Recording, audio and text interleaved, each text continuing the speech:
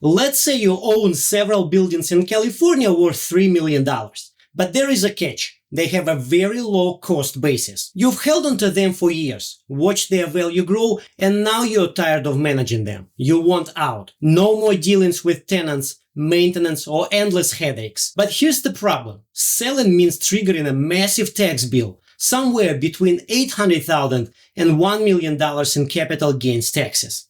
That's a painful cut out of your hard-earned wealth. Like many high-net-worth investors, you start looking for a tax-efficient way to cash out. And the first thing that comes to mind is a 1031 exchange. But that would mean buying another property, managing tenants, and staying in the game.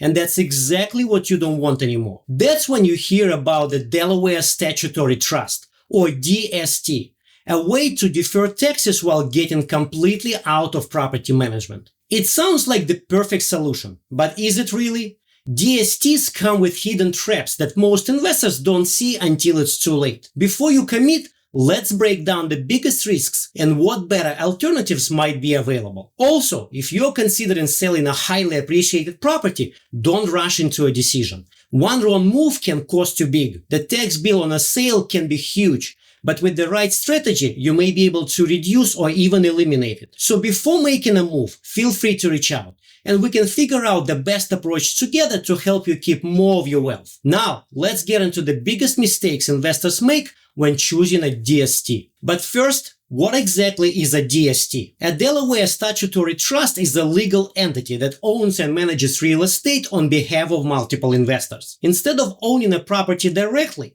you buy a fractional share of a professionally managed trust that holds commercial properties like apartment complexes, office buildings, or retail centers. The key selling point: DSTs qualify for a 1031 exchange. That means you can reinvest the proceeds from your property sale into a DST and defer capital gains taxes, just like you would with any other like-kind exchange. But unlike traditional real estate ownership, you're completely hands-off. The trust handles everything: tenant management, maintenance, and leasing. And all you do is collect distributions while deferring taxes. Sounds great, right? Well, before you get too comfortable, let's talk about the costly mistakes investors make when investing in DSTs. Because while they offer some clear benefits, there are common missteps that can leave you stuck with an investment that's far from what you expected. Let's go over what they are so you can avoid them. One of the biggest mistakes investors make when choosing a DST is not properly vetting the sponsor. The sponsor is the company that selects, manages, and ultimately sells the property, meaning they have total control over your investment. And yet, many investors blindly trust the name on the paperwork without digging deeper. Here's why that's a problem. Not all sponsors are created equal. Some have a solid track record of successful managing DSTs, while others are more focused on collecting fees than ensuring investor returns. A bad sponsor can lead to poor property selection, mismanagement, or even financial instability that directly impacts your income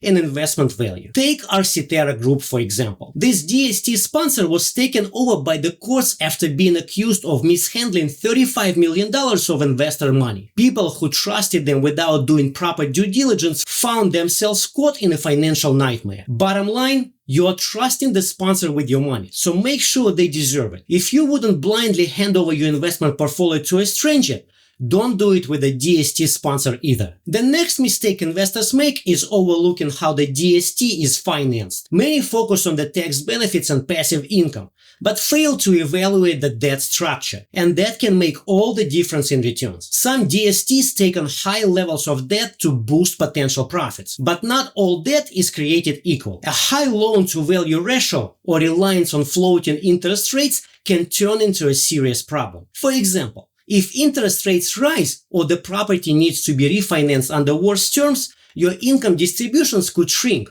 or disappear altogether. In fact, that's exactly what happened to one of our clients before working with us. She had invested in a real estate limited partnership, and when interest rates spiked after the pandemic, the limited partnership couldn't service its debt. As a result, she recently lost her entire investment. The same could easily happen with a DST. If a property is highly leveraged and interest rates climb, cash flow could dry up, refinancing could become impossible, and investors could be left with little to no return when the DST sells. That can either enhance or destroy your returns. Before investing, make sure you understand exactly how the DST is financed, because once you are in, you have no control over what happens next. A serious oversight some investors make is assuming all DST properties are solid investments. Just because a property is a part of a DST doesn't mean it's automatically a good deal. Location, market conditions, and property fundamentals still matter. Some investors don't take the time to evaluate where the property is located or how it fits into the broader real estate market. A property might look great on paper, but if it's in a declining area, has high vacancy rates, or relies on a struggling industry, it could be a ticking time bomb. We've seen this firsthand with office buildings in major cities. Some investors poured money into DSTs holding office space just before work-from-home trends took off. Now those properties are facing high vacancy rates, lower rents, and lower valuation. Investors who didn't consider these risks are now stuck in a DST that may not perform as expected. DSTs do not remove market risk. If the location or asset class underperforms, so will your investment.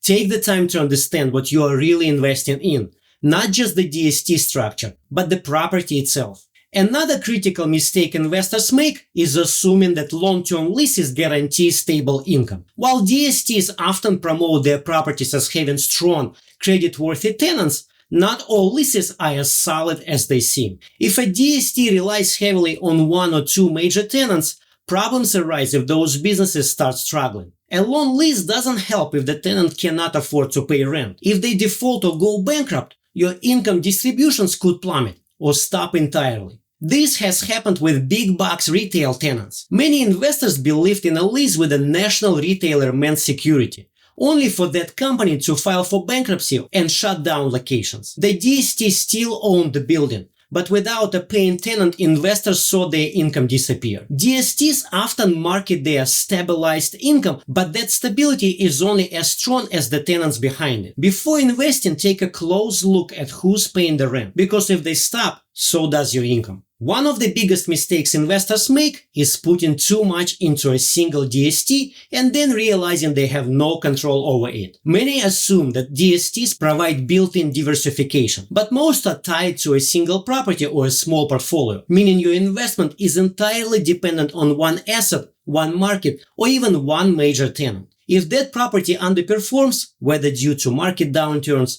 tenant issues, or economic shifts, you have no safety net and no ability to step in and make changes. Unlike owning real estate directly, where you can decide when to sell, refinance, or make improvements, DST investors have zero control. All major decisions, leasing terms, renovations, refinancing, and when to sell are in the hands of the DST sponsor. We've seen cases where investors wanted to sell early to capture gains, but were forced to stay in longer than expected, leading to weaker market conditions and lower returns. Others have watched rising expenses or declining rental income eat into their distributions with no power to intervene. One of the biggest drawbacks of DSTs is how difficult it is to access money once you invest. Unlike publicly traded investments, which can be bought and sold easily, DSTs are highly illiquid by design. You can't just cash out when you want to. Many investors don't fully realize this until it's too late. If you suddenly need cash, whether for an emergency, a new investment opportunity, or a shift in your financial situation, you are stuck. Some investors assume they can find a buyer for their DST interest on the secondary market, but reselling DST shares is extremely difficult. Even if you find a buyer, you will likely have to sell at a steep discount, losing a significant portion of your investment. Before committing, make sure you are comfortable not having access to your money for several years. Many investors assume that DST income distributions are guaranteed,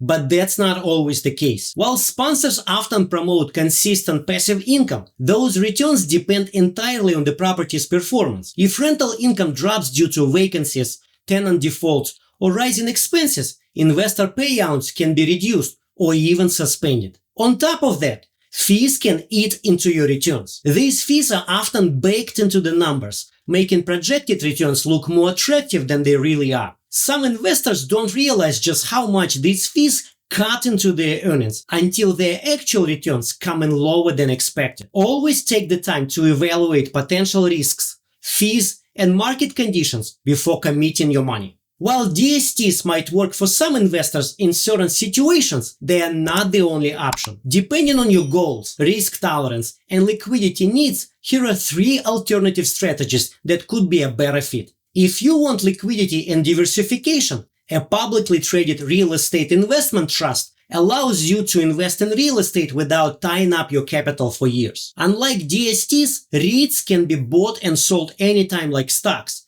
making them a much more flexible option. They also provide exposure to a diversified real estate portfolio across different property types and markets. However, REITs do not qualify for 1031 exchange tax deferral, meaning any gains from selling a property would still be taxable. Additionally, REIT income is taxed as ordinary dividends, which may be higher than the capital gains tax rate. Despite these drawbacks, for those who prioritize liquidity and diversification, REITs can be a strong alternative to DSTs. If your main concern is capital gains taxes, but you don't want to lock up your money in a DST or 1031 exchange, an installment sale, also known as seller financing, could be a great alternative. Instead of selling a property all at once and taking a big tax hit, you sell it over time, receiving payments from the buyer in installments. By structuring the sale this way, capital gains taxes are spread out over multiple years, rather than being due all at once. This can significantly reduce your immediate tax liability, keep you in a lower tax bracket,